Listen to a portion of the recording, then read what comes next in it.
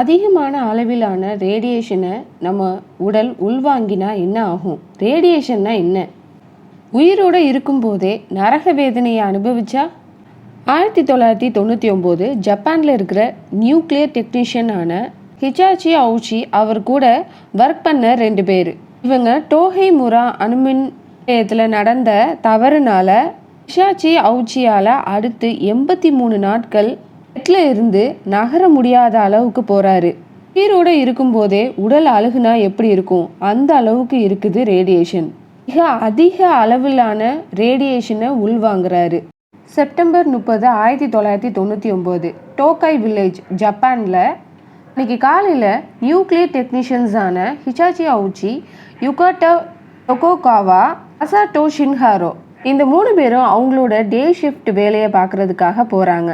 ஜப்பானில் இருக்கிற ஜேசிஓ, இது பவர் பிளான்ட் கிடையாது, நியூக்ளியர் பவர் பிளான்ட்ஸுக்கான அந்த நியூக்ளியர் ஃபியூவல் ராட்ஸை தயாரிக்கிற ஒரு இடம். இதை எப்படி தயாரிப்பாங்க அப்படின்னாக்கா, யுரேனியம் ஹெக்ஸாஃப்ளோரைடை யுரேனியம் டை ஆக்சைடாக கன்வெர்ட் பண்ணுவாங்க. ஒன் பேட்ச் ஃபியூவல் தான், ஆனால் இதை செய்கிறதுக்கு நல்ல ட்ரெயின்டு ஸ்டாஃப்ஸ் தான் இதை செய்ய முடியும்.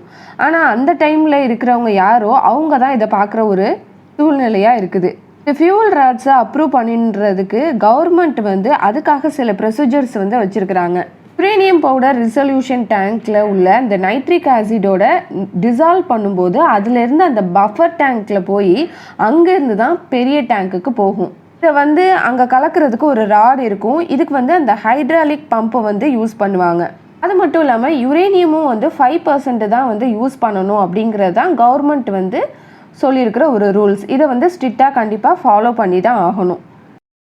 ஜேசிஓ கம்பெனி இந்த கவர்மெண்ட் கொடுத்த அப்ரூவ்டு ப்ரொசீஜர்ஸை ஃபாலோ பண்ணாமல் யுரேனியம் நைட்ரிக் சொல்யூஷனை ரெசல்யூஷன் டேங்க்குக்கு போகிறதுக்கு பதிலாக ஸ்டெயின்லெஸ் ஸ்டீல் பாத்திரத்தில் ஒரு கரண்டியை வச்சு கையால் கலக்கிற மாதிரி இந்த கம்பெனி வச்சுருக்காங்க. இது இலீகல். இவங்க கவர்மெண்ட் ரூல்ஸை பிரேக் பண்ணுறாங்க. தொடர்ந்து 3 வருஷமாக இப்படி தான் இந்த கம்பெனி ரன் ஆகுது. அது வரைக்கும் எந்த ஒரு ஆக்சிடெண்ட்டும் நடக்கலை. ஏன்னா கவர்மெண்ட்டை சொன்னதை விட யுரேனியம் கம்மியாக தான் இவங்க யூஸ் பண்ணுறாங்க. ஆனால் செப்டம்பர் 30, 1999 இந்த 3 ஒர்க்கர்ஸும் வரும்போது இந்த ஃபியூவல் ராட்ஸ் செய்கிறதுக்கு ஒரு 3 நாள் லேட் ஆகுது. அதனால் மேலேருந்து ரொம்பவே ப்ரெஷர் பண்ணுறாங்க. அதனால் இந்த 3 டெக்னீஷியன்ஸும் இந்த ப்ரொசீஜர்ஸை சேஞ்ச் பண்ணுறாங்க. அது என்ன அப்படின்னாக்கா, யுரேனியம் நைட்ரிக் சொல்யூஷனை அந்த ஸ்டீல் பக்கெட்டில் மிக்ஸ் பண்ணிவிட்டு அதை அப்படியே பெரிய டேங்க்கில் கொட்டுறாங்க. இல்லை, இவங்க பண்ண தப்பு என்னன்னாக்கா, யுரேனியம் 5%க்கு பதிலாக 18% யூஸ் பண்ணுறாங்க. அப்போ தான் இந்த ஃபியூவல் ராட்ஸை சீக்கிரமாக ரெடி பண்ண முடியும் அப்படிங்கிறதுக்காக இவங்க இந்த மாதிரி ஒரு தப்பை பண்ணுறாங்க. 40 லிட்டருக்கும் அதிகமான அந்த யுரேனியம் நைட்ரிக் சொல்யூஷன் அந்த டேங்க்கில் ரீச் ஆகுது. சில வினாடிகள் தான் ரேடியேஷன் அலாரம் அடிக்க ஆரம்பிக்குது. இந்த 3 ஒர்க்கர்ஸும் ப்ளூ ஃப்ளாஷை பார்க்குறாங்க. இவங்க மிக்ஸ் பண்ணின அந்த சொல்யூஷன் அதிகமான ஹீட்டை ப்ரொடியூஸ் பண்ணி நியூக்ளியர் செயின் ரியாக்ஷன் ஸ்டார்ட் ஆகுது.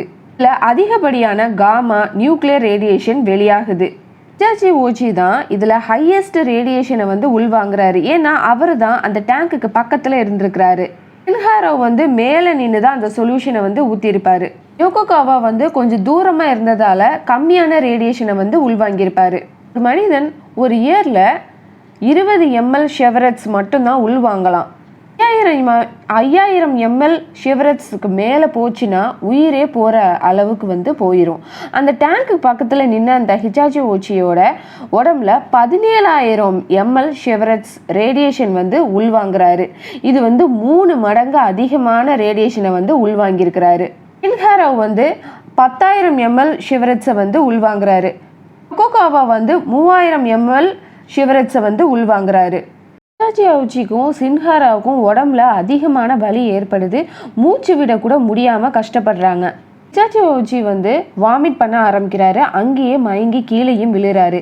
இதனால் இவங்களை ஹாஸ்பிட்டலில் அட்மிட் பண்ணுறாங்க. செப்டம்பர் 30, 1999 அந்த ஹாஸ்பிட்டலில் நர்ஸ் என்ன சொல்கிறாங்கன்னா, ஹிச்சாச்சி அவுச்சி வரும்போது ஒரு சாதாரண பேஷண்ட் அப்படின்னு தான் இவங்க நினச்சிருக்கிறாங்க. ஏன்னா அப்போ அவருக்கு உடம்பு ஃபுல்லாக ஒரு ரெட் கலர் தான் இருந்திருக்கிறதாகவும் கை மட்டும்தான் வீங்கியிருக்கு அப்படின்னு அவங்க அட்மிட் ஆகிருக்கிறாங்க. நல்லா பேசவும் செஞ்சுருக்கிறாரு. இப்போ தான் ஒரு டெஸ்ட் ரிசல்ட் வருது. அதில் தான் அந்த பிரச்சனையே கண்டுபிடிக்கிறாங்க. இப்போ என்ன தான் இருந்தது அந்த டெஸ்ட் ரிசல்ட்டில் அப்படின்னாக்கா, நார்மலாக ஒரு குரோமோசோம் நம்ம பார்த்தோம் அப்படின்னாக்கா நம்மளால் ஈஸியாக ஐடென்டிஃபை பண்ண முடியும். அது வந்து ஈஸியாக நம்மளால் அரேஞ்ச் பண்ணவும் முடியும். அவுச்சியோட குரோமோசோம்ஸ் வந்து ஒரு குறிப்பிட்ட ஷேப் இல்லாமல் மால் ஃபங்க்ஷனாக இருக்குது. அதாவது இந்த குரோமோசோம்ஸ் எல்லாமே சிதைஞ்ச நிலையில் வந்து இருக்குது. அதிகமான ரேடியேஷன் இந்த டிஎன்ஏக்குள்ளே ஊடுருவிக்குது. அதனால் புதிய செல்ஸ் எதுவுமே ரீப்ளேஸ் ஆக முடியாத அளவுக்கு வந்து போயிடுது. இனிமேல் அவரோட உடம்புல அந்த செல் இன்ஸ்ட்ரக்ஷன் வந்து கொடுக்க முடியாத ஒரு நிலை வந்து வருது. இனிமேல் அவரோட உடம்புல வந்து புதிய செல் எதுவுமே உருவாகாது. ஆல்ரெடி கிரியேட் ஆன செல் இருக்கிறதால தான் அவருக்கு இப்போ எந்த ஒரு ப்ராப்ளமும் இல்லாத மாதிரி ஃபர்ஸ்ட் இருக்குது. ஆனால் இதுக்கப்புறமா தான் இவரோட உடல் மிகவும் மோசமான பின்விளைவுகள் வந்து சந்திக்க நேரிடுது. அவரோட உடல் கொஞ்சம் கொஞ்சமாக அழுக ஆரம்பிக்குது. அடுத்த 83 நாட்கள் ஒரு நரக வேதனையை அனுபவிக்கிறாரு. ரேடியேஷன்னா என்னன்னு பார்க்கலாம். ரேடியேஷனுங்கிறது ஒரு எலக்ட்ரோ மேக்னெட்டிக் வேவ்ஸ். ஒரு குறிப்பிட்ட சோர்ஸில் இருந்து வர்ற லைட் எவ்வளோ ஸ்பீடாக ட்ராவல் ஆகுமோ அதே மாதிரி தான் இந்த ரேடியேஷனும் ட்ராவல் ஆகும். ரேடியேஷனோட சிம்பிள் எக்ஸாம்பிள்னு பார்த்தோன்னா சூரியனோட ஒளி தான். 2 டைப்ஸ் ஆஃப் ரேடியேஷன் வந்து இருக்குது. Ionising radiation, non ionising radiation. Gamma rays, X rays, ultraviolet rays இதெல்லாம் ionising radiation. Infrared rays, microwaves, radio waves இதெல்லாம் நான் அயனைசிங் ரேடியேஷன். ரேடியேஷன் வந்து நம்மளை சுற்றியே தான் இருக்கும். சன்லைட்லேருந்து வர்ற ரேடியேஷன், அதாவது சன்லைட்லேருந்து வர்ற ரேடியேஷனை நம்ம அல்ட்ரா வயலட் ரேஸ் அப்படின்னு சொல்கிறோம். 1896 ரேடியேஷனை வந்து ஹென்ரி பெக்கோரல் வந்து கண்டுபிடிக்கிறாரு. எக்ஸ்ரேஸை வந்து வில்ஹெல்ம் ரான்ஜன் வந்து கண்டுபிடிக்கிறாரு. மேரி கியூரி வந்து பொலானியம் அண்டு ரேடியம் வந்து கண்டுபிடிக்கிறாங்க. மேரி கியூரி வந்து இந்த ரேடியேஷன் எஃபெக்டால தான் இறந்தும் போகிறாங்க. அவங்க ஆராய்ச்சியில் ஈடுபட்ட போது அவங்க யூஸ் பண்ண பொருட்கள், அவங்களோட அந்த அவங்க ரிசர்ச் செய்த பொருட்கள் இது எல்லாமே அவங்களோட லேபில் இப்போ வரைக்குமே ரேடியேஷன் ஆக்டிவாகவே இருக்குது. அதனால் அவங்க யூஸ் பண்ண பொருட்களை எல்லாத்தையுமே ரொம்ப சேஃபாக ஃப்ரான்ஸில் வந்து வச்சுருக்குறாங்க. நம்ம யூஸ் பண்ணுற ஃபோனில் கூட ரேடியேஷன் இருக்குது. ஆனால் அது ரொம்ப கம்மியான அளவில் வந்து இருக்குது. இப்போ நம்ம அவுச்சியோட கதைக்கு போகலாம். இப்போ அவுச்சிக்கு வந்து ஒயிட் பிளட் செல்ஸ் வந்து ரொம்பவே வந்து கம்மியாகுது. இதனால் இவருக்கு வந்து வைரல் இன்ஃபெக்ஷன் ஏற்பட வாய்ப்பு இருக்குது அப்படின்னு சொல்லி இவரை வந்து ஸ்டெரைல் ரூமில் வந்து மாற்றுறாங்க. இவரை பார்த்துக்கிற டாக்டர் யார் அப்படின்னாக்கா மாயகாவ். அவங்க டீம் தான் வந்து இவரை பார்த்துக்கிறாங்க. உங்களோட ஃபஸ்ட்டு ப்ரியாரிட்டி எது அப்படின்னாக்கா அந்த அவுச்சியோட உடம்புல நியூ செல்ஸை நம்ம எப்படியாவது ப்ரொடியூஸ் ஆகணும், அதுக்கு வந்து நம்ம ஏதாவது ஒன்று பண்ணணும் அப்படின்னு நினைக்கிறாங்க. ஏன்னா அந்த நியூ செல்ஸ் ப்ரொடியூஸ் ஆகாமல் இவரை வந்து காப்பாற்றவே முடியாது. அதனால் அதுக்கு வந்து அவங்க வந்து போராடுறாங்க. இதுக்காக அவங்க வந்து நியூ டெக்னாலஜியை வந்து யூஸ் பண்ணுறாங்க. அதுதான் பிளட் ஸ்டெம் செல் டிரான்ஸ்பிளான்டேஷன். இந்த ப்ரொசீஜர் படி டோனர்கிட்ட இருந்து எடுத்த அந்த ஸ்டெம் செல்ஸை வந்து பேஷண்ட்டோட நரம்பு வழியாக செலுத்துவாங்க. அப்படி செலுத்தப்பட்ட செல் வந்து ஆல்ரெடி டேமேஜ் ஆன செல்லை சரி பண்ணி ஹெல்த்தியான செல்ஸை வந்து உருவாக்குறதுக்கு செயல்படும். இந்த ஸ்டெம் செல் டிரான்ஸ்பிளான்டேஷன் பண்ணுறதுக்கு சரியான ஒரு டோனர் வந்து தேவைப்படணும். அந்த டோனர் வந்து மேட்ச் ஆகணும். இப்போ அந்த அவுச்சியோட சிஸ்டருக்கு தான் இதுக்கு கரெக்டான மேட்சாக வந்து இருக்கிறாங்க. அவங்கக்கிட்ட இருந்து செல்ஸை எடுத்து ஐவி மூலமாக இவரோட உடம்புக்குள்ளே செலுத்துகிறாங்க. ஆனால் இந்த ஸ்டெம் செல் டிரான்ஸ்பிளான்டேஷன் கரெக்டாக அதோட வேலையை பார்க்குறதுக்குனே இதுக்கு வந்து 10 days வந்து தேவைப்படுது. அதுக்குள்ளே அவுச்சியோட உடல் வந்து மாற ஆரம்பிக்குது. அவரோட உடம்பு வந்து கெட்டு போக ஆரம்பிக்குது. ரேடியேஷன் பாதிக்கிறதுக்கு முன்னாடி உள்ள செல்ஸ் எல்லாமே இப்போ டெட் ஆகுது. டெட் செல்ஸ் ரிமூவ் ஆன உடனே நியூ செல்ஸ் வந்து ரீப்ளேஸ் ஆகணும். பட் இவருக்கு வந்து நியூ செல்ஸ் வராததுனால அப்படியே அழுக ஆரம்பிக்குது.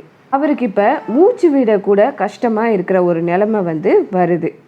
அடுத்தடுத்த நாட்கள் இன்னும் ரொம்பவே நிலைமை வந்து ரொம்ப மோசமாகுது. ஸ்டெம் செல்ஸை கொடுத்து ஒரு 10 நாளும் ஆகுது. இப்போ என்ன ரிசல்ட் அப்படின்னு பார்க்குறாங்க. மைக்ரோஸ்கோப் மூலமாக பார்க்குறப்ப 2 ரெட் கலர் டாட்ஸ் வந்து தெரியுது. ஸ்டெம் செல்ஸ் ஆக்டிவாக இருக்கிறத பார்க்குறாங்க. அடுத்த சில நாட்களில் அவரோட ஒயிட் பிளட் செல்ஸ் அதிகமாகுது. அதனால் அவருக்கு இன்ஃபெக்ஷன் வர சான்ஸ் வந்து கம்மியாகுது. இப்போ 1 வாரம் கழித்து அவுச்சியோட ஸ்கின் மறுபடியும் கெட்டு போக ஆரம்பிக்குது. டாக்டர்ஸ் எண்டோஸ்கோபி மூலமாக அவுச்சியோட இன்டெஸ்டைன் வந்து எப்படி இருக்குது அப்படின்னு பார்க்குறாங்க. அவரோட மியூக்கஸ் மெம்பரைன் வந்து வெள்ளை நிறமாக மாறி இறந்தும் போகுது. இந்த மியூக்கஸ் மெம்பரைன் தான் நம்ம சாப்பிட்ற சாப்பாட்டை அப்சர்வ் பண்ணும். ஸோ இனிமேல் அவரோட சாப்பிட்ற சாப்பாட்டில் இருந்து எந்த ஒரு நியூட்ரியன்ஸையும் அப்சர்வ் பண்ண முடியாத ஒரு நிலை வந்து வருது. பிளட் டெஸ்ட் பண்ணுறாங்க. அதில் வந்து ஹெல்த்தியான செல்ஸ் எதுவுமே இல்லை. காரணம் என்னென்னா அவரோட உடம்புல உள்ள ரேடியேஷன் புதுசாக அனுப்பப்பட்ட அந்த செல்லையும் கரப்ட் ஆக்குது. அந்த அளவுக்கு அவரோட உடல் அதிகமான ரேடியேஷனை வந்து உள்வாங்கியிருக்கு. எந்த அளவுக்குன்னா நியூ செல்ஸை கூட டேமேஜ் ஆகிற அளவுக்கு ரேடியேஷனை வந்து உள்வாங்கியிருக்கு. அவரோட உடல் உயிர் இருக்கும்போதே அழுக ஆரம்பிக்குது. 3 வாரத்துக்கு அப்புறமா அவரோட இன்டெஸ்டைன்ல இருந்து ரத்தம் வருது, வயிற்று வலியும் ஏற்படுது. 3 லிட்டருக்கும் மேலே ஃப்ளூயிட்ஸ் அவரோட உடம்புல இருந்து வெளியாகுது. தோல் முழுவதும் கீழே உதிருது. இப்போ அவரோட உடம்பு எப்படி இருக்குதுன்னா ரத்தமும் சதையுமா இருக்குது. இப்போ அவரோட பாடியிலேருந்து ஃப்ளூயிட்ஸ் அதிகமாக வெளியாக ஆரம்பிக்குது. அவரோட உடம்புல எந்த ஒரு பகுதியிலையும் ஸ்கின்னே கிடையாது. அதனால் மெடிக்கல் காஸ் துணியை வச்சு அவரோட உடம்பை வந்து ஃபுல்லாகவே வந்து பேண்டேஜ் மாதிரி ஃபுல்லாகவே வந்து சுற்றுறாங்க. ஆனால் அந்த மெடிக்கல் காஸ் துணியும் வந்து நனைய ஆரம்பிக்குது. அந்த பேண்டேஜ் போட இவங்களுக்கு ஹாஃப் டே ஆகுமா, ஏன்னா அந்த அளவுக்கு டைம் எடுக்கும். ஆனால் அதை போட்ட கொஞ்ச நேரத்துலேயே அது நனைஞ்சிருமா. அந்த நேரத்தில் இவர் தாங்க முடியாத ஒரு வேதனையில் வந்து இருப்பாராம். இப்போ டாக்டர்ஸ் என்ன நினைக்கிறாங்கன்னா லேபில் வளர்க்கப்பட்ட ஸ்கின்னை ஒட்டலான்னு நினைக்கிறாங்க. ஆனால் அந்த லேபில் உள்ள ஸ்கின் கூட அவரோட உடம்போட ஒட்டாமல் உதிர ஆரம்பிக்குது. இவர் ஹாஸ்பிட்டல் அட்மிட் ஆகி கிட்டத்தட்ட 2 மாதங்களும் ஆகுது. பல முறை இவங்களுக்கு வந்து ரத்தமும் கொடுத்துருக்காங்க, ஸ்கின் கிராஃப்ட் பண்ணியிருக்கிறாங்க, ஸ்டெம் செல் டிரான்ஸ்பிளான்டேஷன் நடந்திருக்கு. மெக்கானிக்கல் ரெஸ்பிரேட்டரி சிஸ்டம் மூலமாக தான் இவர் மூச்சே விடுறாரு. நரக வேதனையை அனுபவிச்சுட்டு இருக்கிறாரு. ரத்தம் வெளியேற வெளியேற ரத்தம் கொடுத்துக்கிட்டே இருக்கிறாங்க. ஒரு கட்டத்தில் அவரோட ஹார்ட் பீட் ஒரு நிமிடத்துக்கு 120க்கும் மேலே துடிக்க ஆரம்பிக்குது. அதனால் ஹார்ட் வந்து நிற்கிது. ஆனால் டாக்டர்ஸ் வந்து அதை வந்து காப்பாற்றுறாங்க. மூளை எல்லாமே அதோட வேலையை வந்து நிறுத்துது. இப்போ அவர்கிட்ட இருந்து எந்த ஒரு ரெஸ்பான்ஸுமே இல்லை. அவரோட இம்யூன் செல்ஸ் எல்லாமே அப்நார்மலாக மாறுது. இருந்த கொஞ்ச நெஞ்சம் ஒயிட் பிளட் செல்ஸும் அழியுது. இப்படியே 81 நாட்களும் முடிவடையுது. இனிமே ஹார்ட் நின்றுச்சுன்னா நாங்கள் விட்டுருவோம் அப்படின்னு டாக்டர் வந்து சொல்கிறாங்க. 35 வயசான இவருக்கு டிசம்பர் 21 இன்னைக்கு தான் இவரோட கடைசி நாள், அதாவது 83வது நாள். இதையும் நிற்கிது, இறந்தும் போகிறாரு. இப்போ அங்கே உள்ளவங்கெல்லாம் என்ன சொல்கிறாங்கன்னா டாக்டர்ஸ் இவ்வளோ நாள் இவரை வச்சு எக்ஸ்பெரிமெண்ட் பண்ணியிருக்காங்க அப்படின்னு வந்து சொல்கிறாங்க. ஆனால் இதெல்லாம் உண்மை கிடையாது.